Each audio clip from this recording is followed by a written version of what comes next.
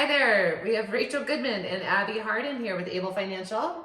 Tuesday, March 28th, just wanted to share some market minute updates and talk about something that's really relevant for all of us out there, which would be our credit scores and how they relate to some new rate adjusters in the market and how that's really impacting affordability in homes. So, Abby Harden here with Able Financial. Tell us a little about yourself. I've been in lending for 23 years, so seen quite a few shifts in the market. This is definitely one of the more wild rides. We're seeing constant changes flooding our inbox about every day as it pertains to rates, credit, things of that nature.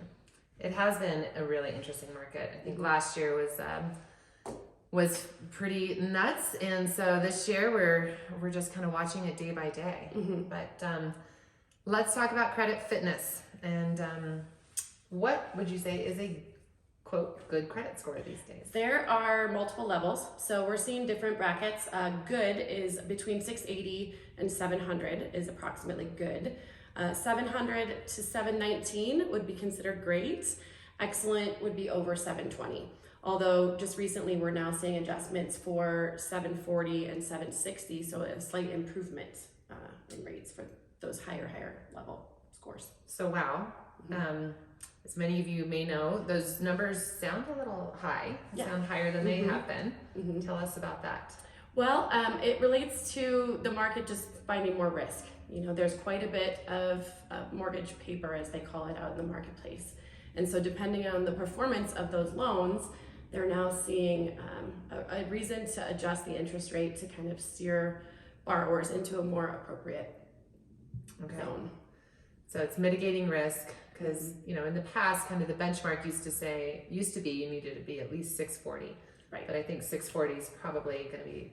You know, we can still go as low as 580 to finance people through some government programs. It's not going to be as palatable of terms, and certainly is going to reduce your buying power and reduce your ability to select a product that might be better suited for you. Okay. So let's talk about how we can, if we have buyers out there that are struggling with those lower credit scores or what they thought was a pretty decent credit score, but now want to be able to achieve those better loan terms.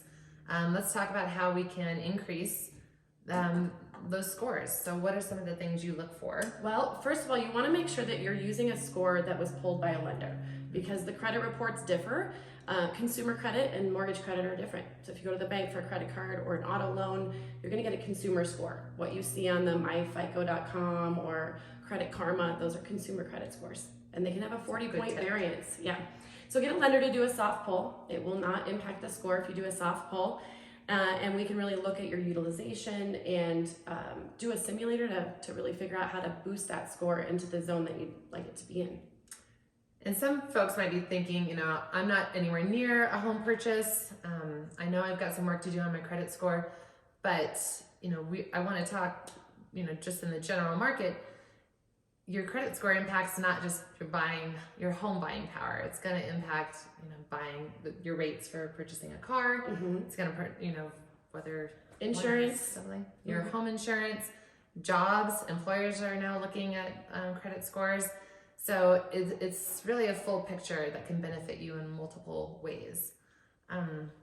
So let's get back to some of the things that buyers can do in order to increase that credit score. So some of that is going to be learning what your utilization is. So if you have a credit line of $5,000, you don't want to have a zero owed, and you don't want to have $4,350 owed. Somewhere in that 20 to 35% utilization ratio tends to be where the models will point to your best benefit for your credit score. And then it is just a snapshot in time. So your credit reports once a month, not daily. So you just want to make sure that that is a habit that you're watching around the same time of the month. So when we're talking utilization, so if you've got a credit limit of $3,000, you want to be using some of that. You just don't want to be coming close to that $3,000 necessarily. And oftentimes I get buyers that come in and they're all so happy, they're celebrating.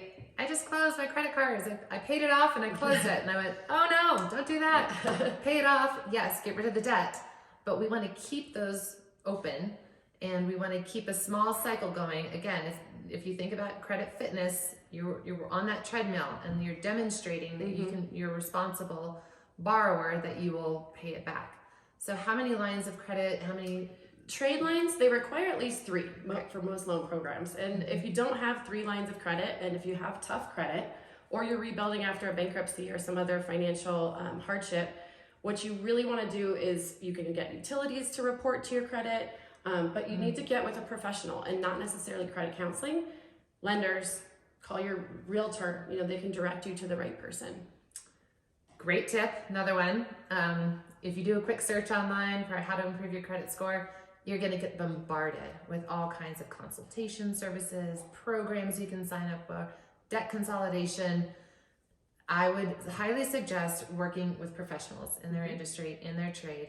And again, you don't need to be looking at purchasing a home in the next month or 2.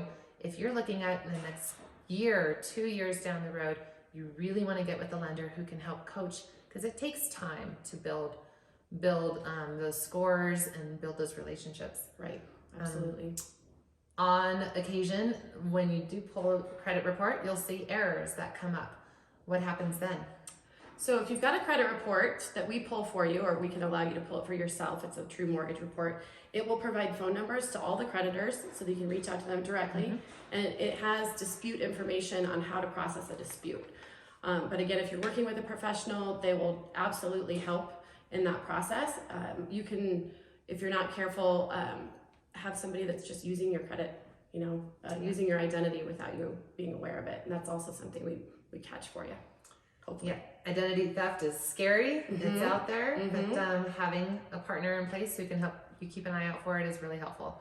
So let's talk about how this is relevant to today's market and some of the new developments in these rate adjusters. Yes. So what's recently come out from Fannie Mae and Freddie Mac, the 2 sort of agencies in the sky that govern our world as mortgage people, they are combining these factors. So if you're buying a condo, which has a higher foreclosure rate, so the rate's higher, and you have a 680 credit score, these continue to add. These little adjusters add and add. And that can be up to 5% of an adjustment. And that is equivalent to about a 2% rate adjustment, because it's 5% on the price side. So that's pretty significant.